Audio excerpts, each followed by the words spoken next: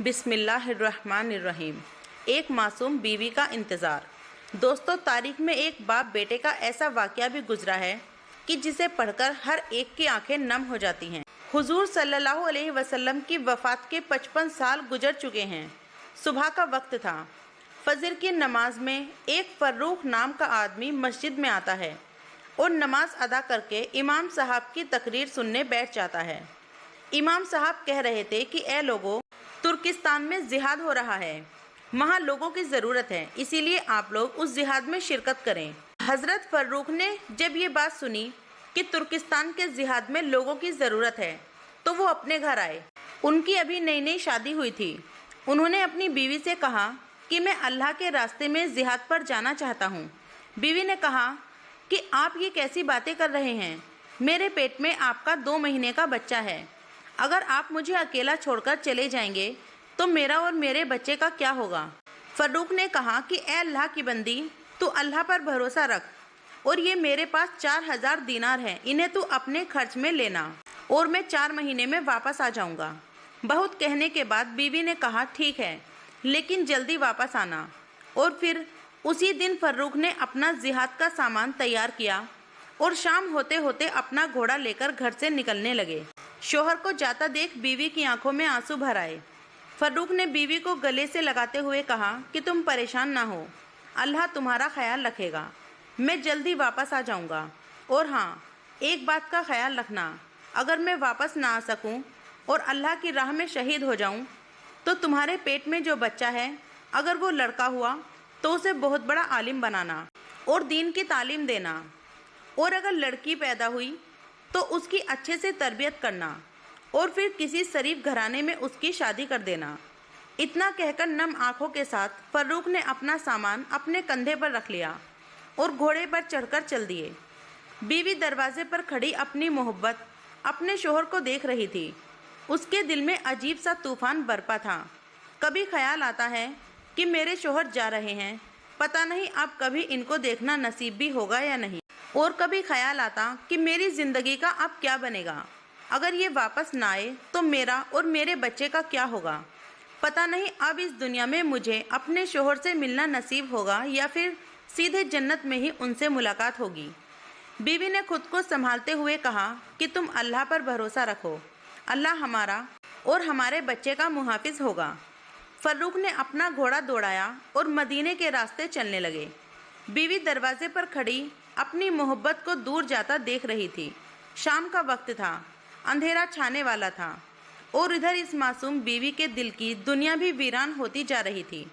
وہ بیچاری دروازے پر کھڑی مسلسل روئی جا رہی تھی اور اپنے شوہر کو دور جاتا دیکھ دل ہی دل اللہ سے فریاد کر رہی تھی کہ اے میرے مولا، میرے شوہر کی حفاظت فرمانا اور انہیں صحیح سلامت گھر واپس بھیج دینا۔ اچانک دور ایک گلی سے فروخ نے اپنا گھوڑا دوسری طرف موڑا اور وہ بیوی کی نظروں سے چھپ گئے۔ ادھر بیوی دروازے کے پاس ہی بیٹھ کر سسک سسک کر رونے لگی۔ اسے کچھ سمجھ نہیں آ رہا تھا کہ اب وہ اکیلے گھر میں کیا کرے۔ دن گزرتے گئے، ایک دن گزرا، ایک ہفتہ گزرا، ایک مہینہ گزرا، اور اسی طرح 4 مہینے گزر گئے۔ بیوی بھی بیچاری انتظار میں بیٹھی تھی کہ اب 4 مہینے گزر چکے ہیں۔ انہوں نے وعدہ کیا تھا کہ 4 مہینے بعد میں واپس آ جاؤں گا، اسی لیے اب کسی دن میرے شوہر ضرور واپس آ جائیں گے اور میری زندگی میں پھر سے خوشیاں بھر جائے گی۔ لیکن اسی طرح پورا 1 سال گزر گیا، شوہر واپس نہیں آئے اور ان کی کوئی خبر بھی نہیں ملی۔ کئی سال گزر گئے۔ وہ بیچاری معصوم بیوی ہر روز ہلکی سی آہٹ پا کر دروازے کی طرف بھاگتی کہ شاید میرے شوہر واپس آ گئے ہیں، لیکن دروازے پر پہنچ کر معلوم ہوتا کہ ابھی تو جدائیاں ہی جدائیاں ہیں۔ بیوی انتظار کرتی رہی اور مدینہ میں ہر آنے جانے والے سے پوچھتی کہ تمہیں میرے شوہر فروخ کے بارے میں کچھ پتہ ہے، لیکن سبھی لوگوں سے صرف ایک ہی جواب ملتا کہ ہمیں فروخ کی کوئی خبر نہیں کہ وہ کہاں ہیں اور کس حال میں ہیں۔ اسی طرح 10 سال گزر گئے۔ اب تو امید بھی ٹوٹ چکی تھی۔ بیوی نے بھی سمجھ لیا تھا کہ شاید میرے شوہر اللہ کی راہ میں شہید ہو گئے ہیں، اب دنیا میں مجھے ان سے ملنا نصیب نہیں ہوگا، اسی لیے جنت میں ہی ان سے ملاقات ہوگی۔ فروخ کے گھر ایک لڑکے کی پیدائش ہوئی۔ ان کی بیوی نے اس لڑکے کی بہت اچھے سے تربیت کی اور اسے بہت بڑا عالم بنایا۔ کہ یہاں تک کہ امام مالک جیسے لوگ اس لڑکے کے شاگرد بنے۔ اس کا نام ربیہ تھا۔ زمانہ گزرتا گیا۔ شوہر کو گئے 27 سال گزر چکے تھے۔ ان کے واپس آنے کی کوئی امید بھی نہیں تھی، لیکن ایک رات وہ بھی آتی ہے کہ وہی فروخ ترکستان سے اپنے گھر کی طرف واپس لوٹتے ہیں۔ آج سے 27 سال پہلے جب یہ فروخ جہاد کرنے گئے تھے تو ایک جوان لڑکے تھے، لیکن اب جب واپس اپنے گھر جا رہے تھے تو بوڑھے ہو کر ہڈیوں کا ڈھانچہ بن چکے تھے۔ فروخ کو بیوی بچوں کی یاد ستا رہی تھی، اسی لیے اپنا گھوڑا لیا اور مدینے کی طرف چل دیے۔ ہر قدم پر فروخ کے دل میں ایک ہی خیال آتا تھا کہ پتہ نہیں میری بیوی زندہ ہوگی یا نہیں، پتہ نہیں میرے جانے کے بعد میرے گھر کوئی بچہ پیدا ہوا تھا یا نہیں، پتہ نہیں اب میرا گھر مدینے میں موجود ہوگا یا پھر بیوی نے اسے بیچ کر کہیں اور رہنا شروع کر دیا ہوگا، کیونکہ 27 سال گزر چکے ہیں۔ یہ سارے سوالات حضرت فروخ کے دماغ میں گھوم رہے تھے، اور رات کے اندھیرے میں ان کا گھوڑا مدینے کی طرف دوڑتا جا رہا تھا۔ رات کے 3 بج رہے تھے۔ فروخ کا گھوڑا مدینے کے اندر داخل ہوا۔ ہر طرف سناٹا ہی سناٹا تھا، لیکن فروخ کے دل میں ایک طوفان برپا تھا۔ ہزاروں سوالات تھے جو فروخ کو پریشان کر رہے تھے کہ پتہ نہیں میری بیوی زندہ ہوگی یا نہیں۔ فروخ نے اپنے گھوڑے کی رفتار دھیرے کر لی اور خاموش لفظوں کے ساتھ آہستہ آہستہ اپنے گھر کی طرف بڑھنے لگے۔ چلتے چلتے اپنے گھر کے پاس پہنچ گئے۔ رات کا وقت تھا۔ گھر کی دیواریں زیادہ اونچی نہیں تھی، اسی لیے فروخ نے اپنے گھوڑے کو ایڑ لگائی اور گھوڑا چھلانگ مار کر گھر کے آنگن میں جا کھڑا ہوا۔ ایک نوجوان لڑکا بیچ آنگن میں چرپائی پر لیٹا سو رہا تھا۔ جب گھر میں کسی کی آہٹ ہوئی تو وہ لڑکا اٹھ بیٹھا۔ اس نے دیکھا کہ اس کے گھر میں ایک اجنبی آدمی ہاتھ میں تلوار لیے کھڑا ہے۔ اس لڑکے نے سمجھا کہ یہ کوئی چور ڈاکو ہے، اسی لیے تیزی سے اٹھ کر اس نے حضرت فروخ کا گریبان پکڑ لیا اور کہنے لگا کہ تمہاری ہمت کیسے ہوئی میرے گھر میں پھاندنے کی؟ تم کون ہو؟ جب اس لڑکے نے تیز آواز میں فروخ سے پوچھا کہ تم کون ہو تو فروخ بہت زیادہ ڈر گئے اور ہاتھ جوڑ کر کہنے لگے کہ بیٹا مجھے معاف کر دو، میں غلط گھر میں آ گیا، میں نے سمجھا کہ یہ میرا گھر ہے۔ اس لڑکے نے کہا واہ بوڑھے دادا جی، چوری اور اوپر سے سینہ جوری، ایک طرف میرے گھر میں بغیر اجازت پھاند کر آ گئے ہو اور اوپر سے کہہ رہے ہو کہ یہ میرا گھر ہے، تمہیں شرم نہیں آتی کہ اتنے بوڑھے ہو کر کے مسلمانوں کے گھروں میں رات میں بغیر اجازت پھاندتے ہو؟ فروخ بہت بوڑھے ہو چکے تھے اور جسم پر جھریاں پڑ چکی تھی، اسی لیے اس نوجوان لڑکے کی گرجتی آواز سن کر وہ کانپنے لگے اور ہاتھ جوڑ کر کہنے لگے کہ بیٹا مجھے معاف کر دو، مجھ سے بہت بڑی غلطی ہو گئی، میں ابھی تمہارے گھر سے واپس جاتا ہوں، مجھے چھوڑ دو۔ لیکن اس لڑکے نے ان کا گریبان پکڑتے ہوئے کہا کہ ایسے کیسے واپس جاؤ گے؟ میں تمہیں حکیم کے پاس لے کر جاؤں گا اور سزا دلواؤں گا تاکہ دوبارہ تم کسی مسلمان کے گھر میں پھاندنے کی ہمت نہ کر سکو۔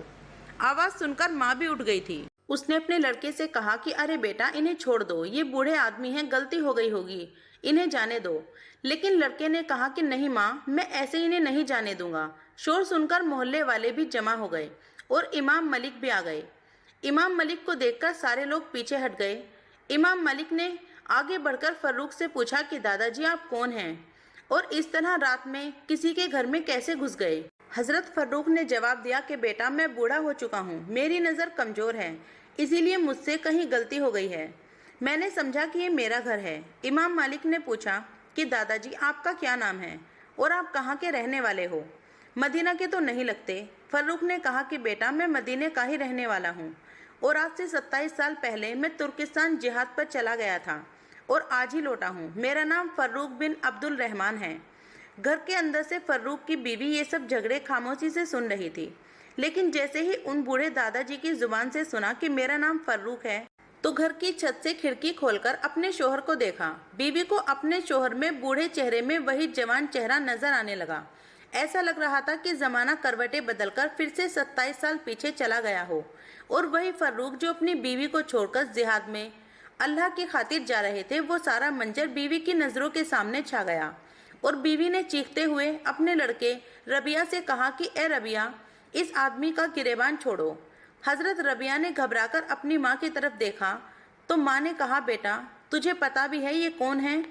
हजरत रबिया ने कहा कि माँ, मुझे तो नहीं पता ये बूढ़े दादा कौन है। माँ ने कहा, बेटा ये तेरे बाप हैं, जिसके बारे में तू हर रात मुझसे पूछा करता था कि अम्मा जान मेरे अब्बा कहाँ हैं और कब आएंगे। यह सुनकर हजरत रबिया अपने बाप के पैरों पर गिर पड़े और बाप को पकड़कर रोने लगे। फर्रुख ने अपने बेटे को गले से लगाया और फिर बाप बेटे एक दूसरे से मिलकर बहुत रोए। माँ ने दरवाजा खोला और फर्रुख अपने बेटे के साथ घर के अंदर गए। सुबह के 4 बज चुके थे। 1 घंटा बातों में गुजर गया। फजर की अजान होने लगी। फर्रुख ने अपनी बीवी से पूछा कि जिहाद पर जाते हुए मैंने तुम्हें 4000 दिनार दिए थे, तुमने उनका क्या बनाया? बीवी ने कहा कि वह 4000 दिनार महफूज रखे हैं। आप पहले मस्जिद नबी में जाकर फजर की नमाज पढ़ाएं।